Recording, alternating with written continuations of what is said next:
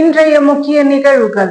மத்திய அரசு கொண்டு வரும் நலத்திட்டங்களை குறை சொல்வதே திமுகவின் வேலை. புதுச்சேரி பாஜக மாநில தலைவர் பி ராமலிங்கம் பரபரப்பு குற்றம் சாட்டியுள்ளார். புதுச்சேரியில் திருநங்கைகளை அவதூறாக பேசிய பாஜக மாநில செயலாளர் ஹேமா மாலினிக்கு கண்டனம். பாஜக அலுவலகத்தை முற்றுகையிட்டு போராட்டத்தில் ஈடுபட்ட திருநங்கைகள். 7வது ஊதிய குழு நிலுவைத் தொகை வழங்கும் உத்தரவை உள்ளாட்சித்துறை உடனடியாக வெளியிட வேண்டும். புதுச்சேரி உழவர்கரை நகராட்சி ஊழியர்கள் ஒரு நாள் விடுப்பு எடுத்து கண்டன ஆர்ப்பாட்டம். இனி விரிவான நிகழ்வுகள். மத்திய அரசு கொண்டு வரும் நலத்திட்டங்களை குறை சொல்வதே திமுகவின் வேலை என்று புதுச்சேரி பாஜக மாநில தலைவர் பி ராமலிங்கம் குற்றம் சாட்டியுள்ளார். பாஜக அலுவலகத்தில் செய்தியாளர்களை சந்தித்த மாநில தலைவர் ராமலிங்கம், மத்தியில் ஆளும் பாஜக அரசு முத்தலாக் சட்டம், வகுப்பு வாரிய திருத்த சட்டம், தேசிய கல்விக் கொள்கை மற்றும் ஊழல் செய்யும் உயர் ஆட்சியர்களை தகுதி நீக்கம் செய்யும் சட்டம் என பல்வேறு சட்டங்களை மக்கள் நலனுக்காக கொண்டு வந்துள்ளது. ஆனால் இது எல்லாம் மக்களுக்கு பயன்படக்கூடியது. இது எல்லாம் தமிழகத்தை ஆளும் திமுக அரசு ஆதரிக்காமல் குறை சொல்வதையே வாடிக்கையாக வைத்துள்ளது என்று குற்றம் சாட்டினார். கூட்டணி என்பது அதிமுகவுடன் நிச்சயம் உள்ளது. தேசிய ஜனநாயக கூட்டணி முதலமைச்சர் ரங்கசாமி தலைமையில்தான் இருக்கும். வருகின்ற 2026 அவர்தான் முதலமைச்சர் என்று குறிப்பிட்ட ராமலிங்கம், அதிமுகவிற்கு 2 சீட்டு மட்டும்தான் கொடுக்கப்பட்டுள்ளது என்பது பொய். சீட்டு எத்தனை என தலைமை பேசி முடிவு செய்வார்கள் என்று முதலமைச்சர் ரங்கசாமி தலைமையில் மீண்டும் தேசிய ஜனநாயக கூட்டணி அரசு அமையும் என்றார். தொடர்ந்து செய்தியாளர்களை பேசிய செய்தி தொடர்பாளர் அருள்முருகன், கடந்த காங்கிரஸ் ஆட்சியில் நாராயணசாமி முதலமைச்சராக இருந்தபொழுது 2015 இருந்து 21 வரை 95 கோடி கல்வி நிதியை சரண்டர் செய்யப்பட்டுள்ளது. 30 கோடி ரூபாய் கிஸ்தி தொகை வசூல் செய்யப்படாமல் இருந்தது. பட்ஜெட் தொகைக்கு கடன் வாங்கப்பட்டுள்ளது. அதை செலவு செய்யாமல் வட்டி மட்டுமே காங்கிரஸ் அரசு கட்டி கொண்டிருந்தது என தெரிவித்த அவர், கிராமப்புற சாலைகளுக்கு ஒதுக்கப்பட்ட நிதியை திருப்பி அனுப்பப்பட்டுள்ளது. 16 எம்எல்ஏக்கள் இருந்தார்கள். தற்போது 2 பேர் இருக்கின்றார்கள். அடுத்து வரும் தேர்தலில் 0வாக இருப்பார்கள் என்று புதுவை பாரதியார் கிராம வங்கியில் வெளி மாநில ஆட்கள் இயக்குநராக நியமிக்கப்பட்டு இருக்கிறார்கள். இதில் ஊழல் நடக்கிறது. இதன் மீது சிபிஐ விசாரணை வேண்டி தலைமைக்கு கடிதம் எழுதவும் தெரிவித்தார். புதுச்சேரியில் திருநங்கைகளை அவதூறாக பேசிய பாஜக மாநில செயலாளர் ஹேமா மாலினியை கண்டித்து பாஜக அலுவலகத்தை முற்றுகையிட்டு திருநங்கைகள் போராட்டத்தில் ஈடுபட்டதால் பரபரப்பு நிலவியது. புதுச்சேரி மாநில பாஜகவின் மாநில செயலாளராக பொறுப்பு வகித்து வருபவர் ஹேமா மாலினி. இவர் இன்று காலை கரிக்கலாம்பாக்கம் ஆரம்ப சுகாதார நிலையத்திற்கு சென்றுள்ளார். அப்பொழுது மருத்துவமனையில் இருந்த திருநங்கைகளை ஹேமா மாலினி அவதூறாக பேசியதாக கூறப்படுகிறது. மேலும் இதனை தட்டி கேட்ட திருநங்கைகளை ஹேமா மாலினி ஆதரவாளர்கள் வண்டியின் சாவியை பிடுங்கிக் கொண்டு மிரட்டியதாக கூறப்படுகிறது. இதனால் ஆத்திரமடைந்த திருநங்கைகள் ஹேமா மாலினி மீது நடவடிக்கை எடுக்க வேண்டும் என வலியுறுத்தி இன்று பாஜக தலைமை அலுவலகத்தை திடீரென முற்றுகை போராட்டத்தில் ஈடுபட்டனர். திருநங்கைகளின் கூட்டத்தின் தலைவர் ஸ்ரீதல் தலைமையில் நடைபெற்ற முற்றுகை போராட்டத்தில் புதுச்சேரி முழுவதும் உள்ள சுமார் 100க்கும் மேற்பட்ட திருநங்கைகள் கலந்து கொண்டு ஹேமா மாலினியை கண்டித்து கண்டன கோஷங்களை எழுப்பினர். சம்பவம் அறிந்து பாஜக அலுவலகத்திற்கு வந்த மாநில தலைவர் பி ராமலிங்கம் போராட்டத்தில் ஈடுபட்ட திருநங்கைகளிடம் பேச்சுவார்த்தை நடத்தினார். அப்பொழுது மருத்துவமனையில் நடைபெற்ற சம்பவத்தை விசாரணை செய்து ஹேமா மாலினி மீது தவறு இருக்கும் பட்சத்தில் ஒழுக்கு நடவடிக்கை எடுக்கப்படும் என்று உறுதி அளித்ததின் பெயரில் திருநங்கைகள் போராட்டத்தை கைவிட்டு கலைந்து சென்றனர். திருநங்கைகளை அவதூறாக பேசிய பாஜக மாநில செயலாளர் ஹேமா மாலினியை கண்டித்து திருநங்கைகள் திடீரென பாஜக அலுவலகத்தை முற்றுகையிட்டு போராட்டத்தில் ஈடுபட்டதால் அலுவலகத்தில் சிறிது நேரம் பரபரப்பு நிலவியது. பல்வேறு கோரிக்கைகளை வலியுறுத்தி புதுச்சேரி அண்ணா சிலை அருகே அரசு ஊழியர் சங்கங்களின் சம்மேளனத்தினர் கண்டன ஆர்ப்பாட்டத்தில் ஈடுபட்டனர்.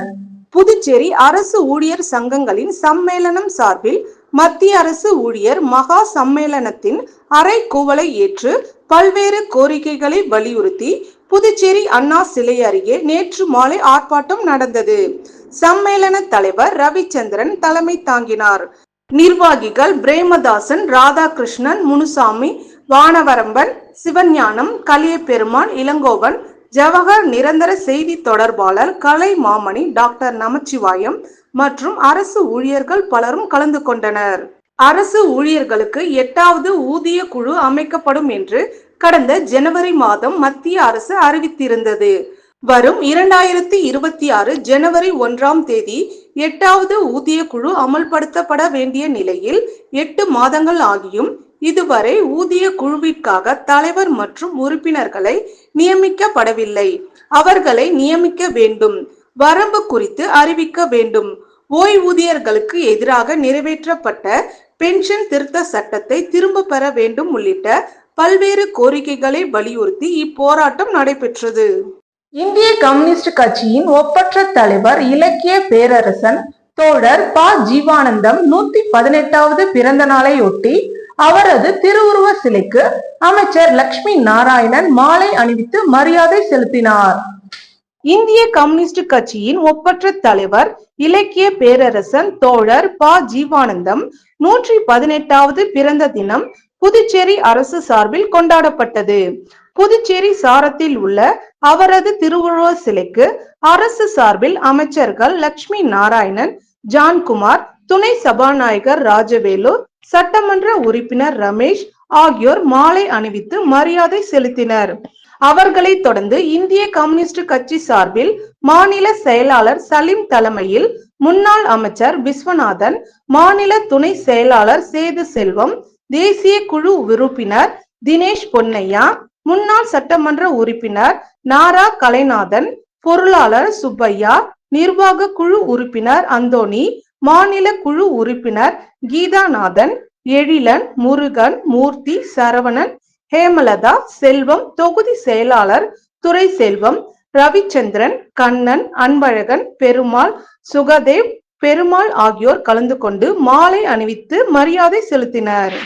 மக்கள் முன்னேற்ற கழகம் கட்சியை பதிவு செய்வதற்காக தேர்தல் ஆணையத்திற்கு ராமதாஸ் கொடுத்துள்ள விண்ணப்பத்தை தேர்தல் ஆணையம் தள்ளுபடி செய்ய வேண்டும் என தேர்தல் ஆணையத்திற்கு முன்னாள் சேர்மன் R.L. வெங்கட்ராமன் கடிதம் எழுதியுள்ளார். இது குறித்து அவர் வெளியிட்டுள்ள அறிக்கையில், புதுச்சேரி மாநில மக்கள் முன்னேற்ற கழகம் கட்சியை பதிவு செய்வதற்காக தேர்தல் ஆணையத்தின் நடைமுறை விதியின்படி 9 பேர் கொண்ட மாநில நிர்வாகிகள் 100க்கும் மேற்பட்ட உறுப்பினர்களும் சேர்ந்து கூட்டத்தில் எடுக்கப்பட்ட முடிவின்படி கட்சியை பதிவு செய்வதற்காக தேர்தல் ஆணையத்திற்கு ராமதாஸ் அவர்கள் விண்ணப்பம் அனுப்பியிருந்தார். இதுவரை கட்சி பதிவு செய்யப்படவில்லை. கொடுக்கப்பட்டுள்ள விண்ணப்ப படிவத்தில் உள்ள 100க்கும் மேற்பட்ட உறுப்பினர்களின் 70% மேல் கட்சியை விட்டு என்னுடன் வெளியேறி விட்டார்கள். விண்ணப்ப படிவத்தில் கொடுக்கப்பட்டுள்ள மாநில நிர்வாகிகள் 9 பேரில் 4 பேர் மட்டுமே உள்ளார்கள். ஆகவே கட்சியை பதிவு செய்ய தேர்தல் ஆணையத்திற்கு நடைமுறை விதிகளுக்கு மாறாக குறைந்த அளவு உறுப்பினர்கள் உள்ள காரணத்தால் ராமதாஸ் கட்சியை பதிவு செய்ய கொடுக்கப்பட்டுள்ள விண்ணப்பம் முழுமை பெறாத நிலையில் விண்ணப்பத்தை தள்ளுபடி செய்ய வேண்டும் என்று தேர்தல் ஆணையத்திற்கு கடிதம் எழுதியுள்ளேன் என R.L. வெங்கட்ராமன் தெரிவித்துள்ளார். நிகழ்வுகள் தொடர்கின்றன. 7வது ஊதிய குழு நிலுவைத் தொகை வழங்கும் உத்தரவை உள்ளாட்சித்துறை உடனடியாக வெளியிட வேண்டும் என்பன போன்ற 10 அம்ச கோரிக்கைகளை வலியுறுத்தி புதுச்சேரி உழவர்கரை நகராட்சி ஊழியர்கள் ஒரு நாள் விடுப்பு எடுத்து கண்டன ஆர்ப்பாட்டத்தில் ஈடுபட்டனர். புதுச்சேரி நகராட்சி மற்றும் கொம்யூன் பஞ்சாயத்து ஊழியர்களுக்கு 7வது ஊதிய குழு நிலுவைத் தொகை வழங்க உத்தரவு 10 நாட்களில் வெளியிடப்படும் என முதல்வர் அளித்த வாக்குறுதியின்படி உள்ளாட்சித்துறை உத்தரவை வெளியிட வேண்டும். நகராட்சியில் உள்ள காலி பணியிடங்களை இடஒதுக்கீட்டை பின்பற்றி பதவி உயர்வு மூலம் வழங்கப்பட வேண்டும். காலி பணியிடங்களையும் நேரடி பணி நியமன முறை நிரப்பிட வேண்டும் என்பன போன்ற 10 அம்ச கோரிக்கைகளை வலியுறுத்தி உழவர்கரை நகராட்சி ஊழியர்கள் நல சங்கம் INTUC சார்பில் ஊழியர்கள் ஒரு நாள் விடுப்பு எடுத்துக்கொண்டு கண்டன ஆர்ப்பாட்டத்தில் ஈடுபட்டனர். ஊழியர்கள் நலசங்க தலைவர் சீனிவாசன் தலைமையில் உழவர்கரை நகராட்சி அலுவலகம் முன்பு நடைபெற்ற கண்டன ஆர்ப்பாட்டத்தில் நகராட்சி ஊழியர்கள் சுமார் 100க்கும் மேற்பட்டோர் கலந்து கொண்டு கோரிக்கைகளை வலியுறுத்தி கண்டன கோஷங்களை எழுப்பினார்கள். புதுவை மாநில அரியாங்குப்பம் ராகவா செட்டியார் தோப்பில் எழுந்தருளி உள்ள அருள்மிகு ஸ்ரீ ஏழைமுத்து மாரியம்மன் ஆலய திருப்பணிக்கு 20,000 ரூபாய் நன்கொடை வழங்கிய முன்னாள் அரியாங்குப்பம் கொம்யூன் சேர்மன் ஆனந்தன்.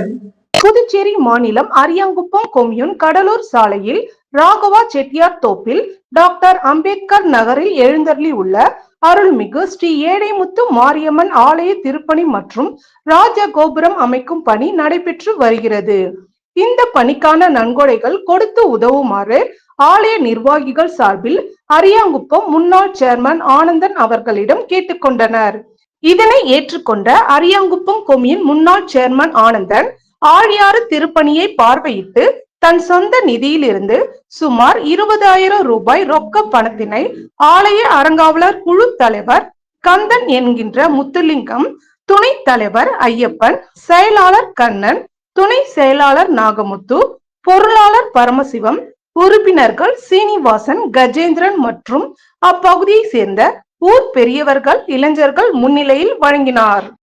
RTIயில் கேட்ட 7 விதமான வினாக்களுக்கு 50 நாட்கள் கடந்து தகவல் வழங்காமல் அவமதித்த செயலுக்காக பொது தகவல் அதிகாரி மீது நடவடிக்கை எடுக்க கோரி துணை மாவட்ட ஆட்சியரிடம் காலாப்பட்டு மீனவர் பகுதி முன்னாள் பஞ்சாயத்து தலைவர் கணேசன் மேல்முறையீட்டு மனு தாக்கல் செய்தார்.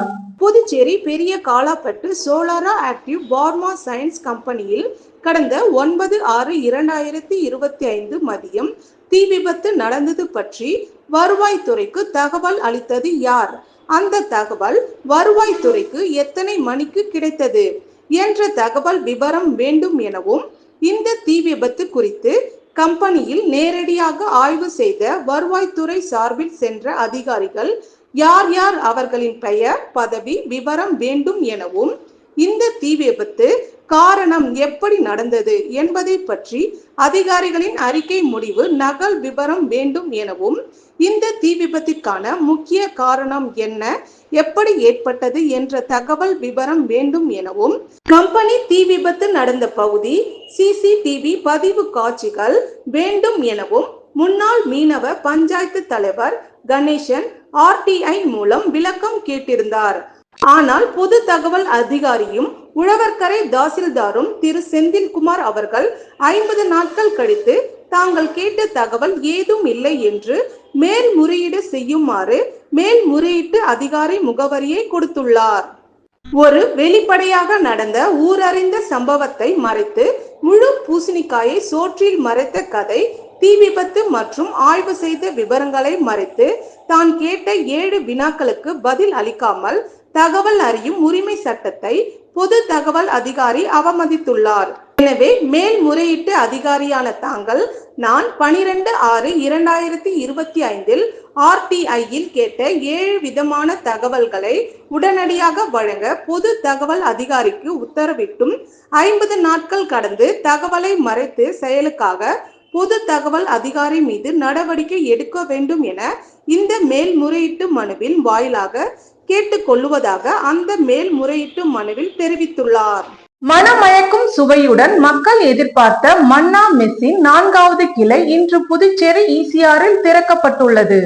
அசைவத்திற்கு ஆரோக்கியம் என்ற கொள்கையோடு 2018ஆம் ஆண்டு அச்சரப்பாக்கத்தில் துவக்கப்பட்ட மன்னா மெஸ் அசைவ உணவின் தனி சுவையாலும் வாடிக்கையாளர்களை உபசரிக்கும் விதத்தாலும் மக்களின் மத்தியில் அவர்களுக்கென்று தனி அடையாளத்தை உருவாக்கியுள்ளது.